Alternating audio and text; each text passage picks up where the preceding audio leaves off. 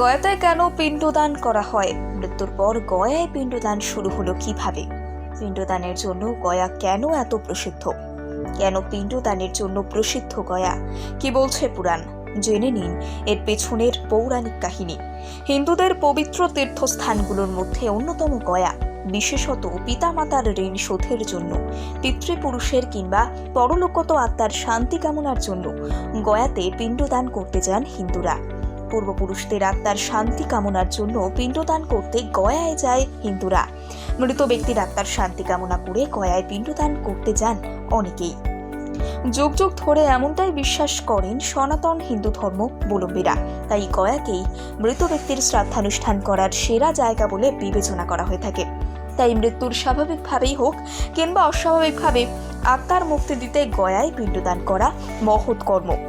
হিন্দু ধর্ম অনুযায়ী পিণ্ডদান করলে আত্মা নরক যন্ত্রণা থেকে মুক্তি পাবে এবং আর জন্ম নিতে হবে না। অর্থাৎ কারো নামে পিণ্ডদান করা হলে জন্ম মৃত্যুর এই চক্র থেকে সেই আত্মা চিরকালের মুক্তি লাভ করবে।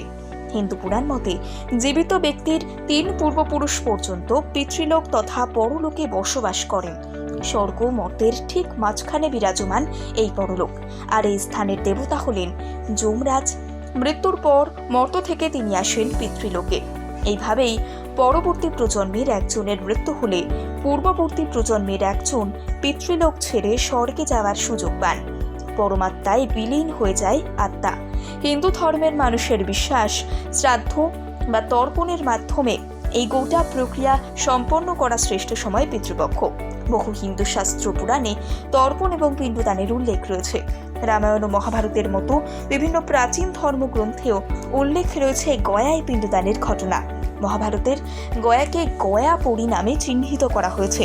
তবে অধিকাংশ মানুষই জানেন না উত্তরপ্রদেশের পারলৌকিক ক্রিয়াভূমি গয়াপুরী বা গয়ার নামকরণের ইতিহাস।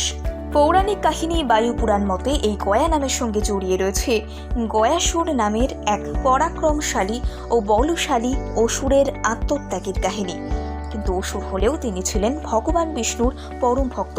শুধু তাই নয়, স্বয়ং ব্রহ্মার বরেই সৃষ্টি হয়েছিল তার।